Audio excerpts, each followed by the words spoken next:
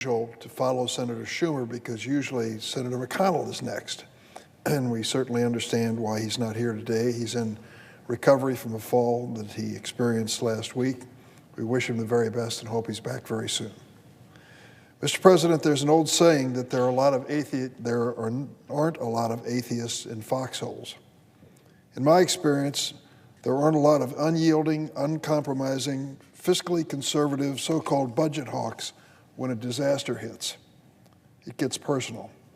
When tornadoes rip across your state or hurricanes devastate your community, when a cold snap takes down the electric grid in your state, or blazing heat sets off raging wildfires, when a freight train hauling toxic chemicals derails and explodes into a raging fireball, you don't find a platoon of Ayn Rand quoting ideologues that really come to the scene and want to be heard. People want to see FEMA and other government agencies on the scene helping as quickly as possible. They want to know that their government is there to help when it's needed.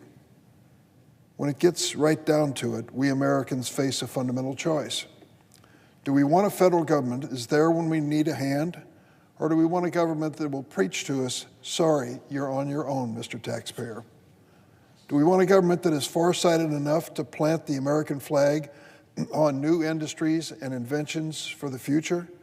Or do we plan on leaving these transformative discoveries, the moonshots of this century, to China? President Biden told us last week where he stands on these basic questions when he proposed his budget to Congress. It's a plan that protects Social Security, strengthens Medicare, and adds 25 years of additional solvency to the Medicare program. The president's budget plan gives working families help with the basics: affordable, reliable health care coverage, including savings on prescription drugs, which the Democratic leader just noted when it came to insulin. The president's budget invests in affordable housing and quality child care. It invests in community colleges to educate skilled workers that our economy desperately needs, and to help students land good-paying jobs or get a start on a four-year degree. The president's budget restores the enhanced child tax credit that helped cut poverty among children in the United States in half when we included it during the pandemic. We are, in fact, the richest nation on earth, yet shamefully, we have the highest child poverty rate among all advanced nations. If the super wealthy can claim tax breaks on their yachts, surely we can find affordable tax credits to help working families care for their kids.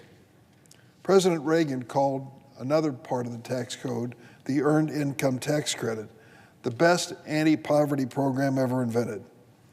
President Biden is proposing to make the Earned Income Tax Credit for childless workers permanent to lift millions of low-wage Americans out of poverty. Isn't that something that should be our aspiration in this country as a high priority? If you say you believe in the dignity of work, if you say you respect men and women who take the bus early in the morning, working maybe 2 or even 3 jobs to make ends meet, here's a chance to show our respect for work. Support the Earned Income Tax Credit. President Biden's budget includes continued funding for a cancer moonshot to end cancer as we know it. What family in America hasn't known the heartache, personally or among friends or family members, and frequently the financial devastation of cancer? Not many. I hope we will not only embrace the administration's cancer moonshot, but will continue the 5% real growth in medical research, including the National Institutes of Health, that this Senate has supported on a bipartisan basis for nearly a decade. Mr. President, I went out to National Institutes of Health about 10 years ago, and I met with one of the greatest living Americans, and I say that without reservation, Dr. Francis Collins. He was head of the NIH under presidents of both political parties, did a remarkable job. Among other things, he was one of the key elements and contributors in mapping the human genome. That has just transformed our whole area of medical research. And I said to Dr. Collins when I went out to see him, I want to help the National Institutes of Health with medical research. I know there was a time when a bipartisan coalition doubled your budget.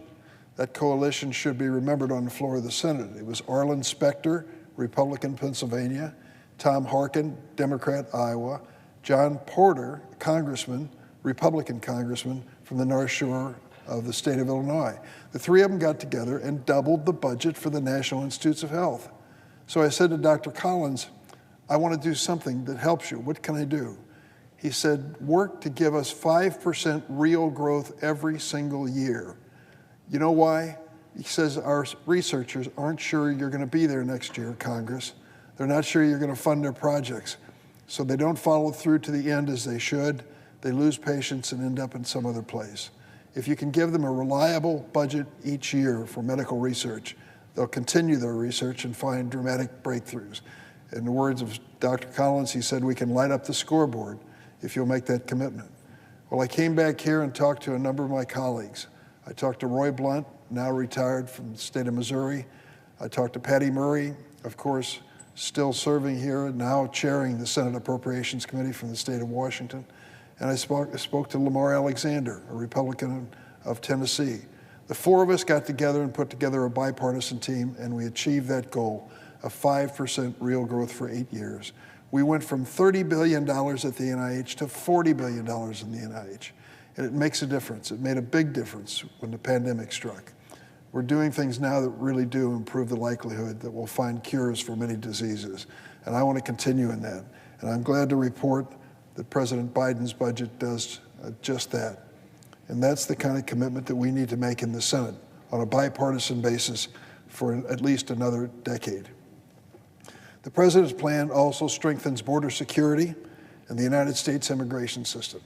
There is no excuse why we have not rewritten our terrible immigration laws, our broken immigration system, in almost 30 years. 30 years since Ronald Reagan was a president. It's the last time we ever agreed on any significant changes in immigration policy. The world has changed dramatically. America has changed. And we still are laboring under the old laws, I should say, which do not meet today's needs.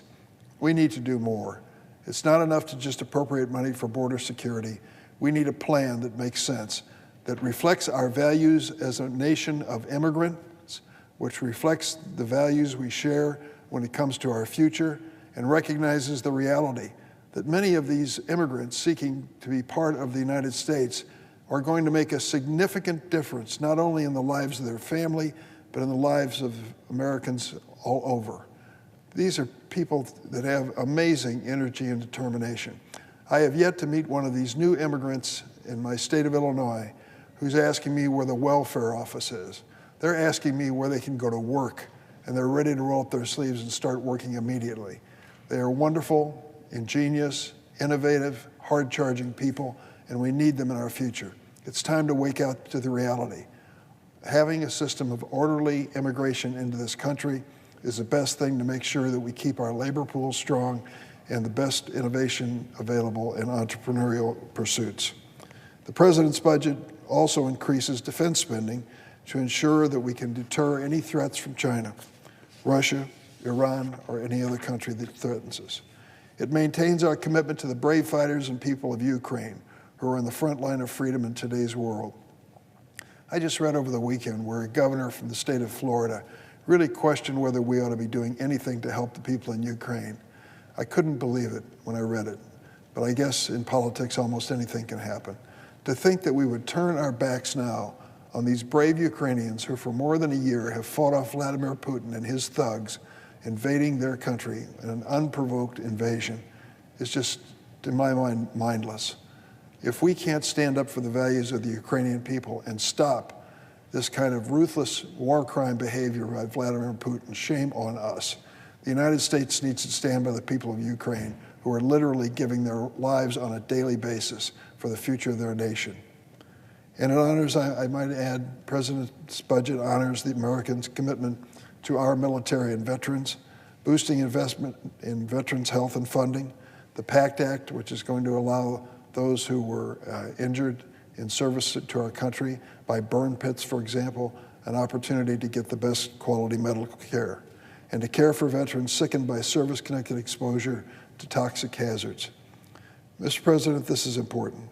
According to the White House, if you earn less than $400,000 a year, the president's budget won't raise your taxes $1. That bears repeating. If your family earns less than $400,000 a year, your taxes under the president's budget will not go up 1 penny. He made that promise when he ran. He stuck with it. The president pays for his plan by making the ultra-wealthy over $400,000, and big corporations finally pay their fair share. When 55 of the largest corporations in America paid no taxes, zero, last year, that's not a conservative precept. That's a big con, and it's not fair. Now, we know the president's plan is just an opening bid in what promises to be a long, complicated budget process. We will undoubtedly see alternative proposals from both sides of the aisle. That's the nature of negotiations and debate. But it does take two sides. I have to join with the Democratic leader in the Senate and say, Speaker McCarthy, where's your plan? Where's your budget? You talk big, but you don't produce anything. We want to see it. During the last administration, our Republican colleagues voted to add nearly $8 trillion to the national debt. And the last administration was the single largest increase in America's national debt under the previous president. That's nearly 1/4 of all the debt accumulated since the beginning of this nation. It happened in the last 4 years under the previous president. Most of that $8 trillion in new debt was piled on before the pandemic. A lot of it was spent on tax cuts for the wealthiest people in America and their corporations that they own. Now they say they want to eliminate the deficit in a decade. As Senator Schumer said earlier, it just doesn't pass the laugh test, let alone the math test. What's the plan to do that? Put it on paper, put it on the table, and let's see it, Speaker McCarthy. Are you going to cut education, health care, medical research, aid for veterans, FEMA? The president's plan's on the table. Republicans have a responsibility to come up with a credible, serious counteroffer, not just bumper sticker slogans. On a related note, Mr. President, it was 60 years ago that John Kennedy, as president, signed the Equal Pay Act. The law was simple. Here's what it said. Women should not be paid less than men for the same work. Simple. And yet, 60 years later, we're still not there. 60 years. Today is Equal Pay Day in America. Let me tell you what it means. This is the day when the average American woman will finally earn as much as the average man did last year. In other words, on average, it takes women 15.5 months to earn as much as men do in America in 12 months. The pay gap persists despite the law I told you about. Here's the reality. Women in America still are paid less than men, even when they do exactly the same job. On average, women in America make 82 cents for every dollar a man makes. This means that women who work full-time, year-round, lose up to $400,000 over the course of their working lives. When you include part-time and seasonal workers, women make only 77 cents for every dollar a man makes. The pay gap's even wider for women of color, who lose up to around $1 million over the course of their working lives. And less pay during your working years means less retirement income, we all know. Apologists offer all kinds of explanations and justifications, but the persistent pay gap among men and women is sexism, plain and simple. And it doesn't just hurt women, it hurts their families who depend on them. Additionally, while men's wages rise throughout their lives, women's wages rise more slowly, and the gap widens if they have children. President Biden's budget proposal contains a number of important measures that will help working families make ends meet. It includes affordable child care. What a high priority that is for every working parent. And paid family and medical leave, so that women who also are primary caregivers in most families don't have to stop working to care for a loved one. But those measures, as necessary as they are, will not close the inexcusable pay gap for women. We need to pass the Paycheck Fairness Act, closing loopholes in the Equal Pay Act and finally giving women the tools they need to hold employers accountable if they break equal pay laws. House and Senate Democrats reintroduced this essential legislation last week. I want to thank my colleague, Senator Patty Murray, chairman, as I mentioned, of the Appropriations Committee, in particular for her leadership on this issue. We are committed to passing the Paycheck Fairness Act, and we need Republicans to make it happen. If they believe in fairness, as I think we all do, if you care about the financial security of working families, stand with us and let's finally pass this bill. Mr. President, I yield the floor.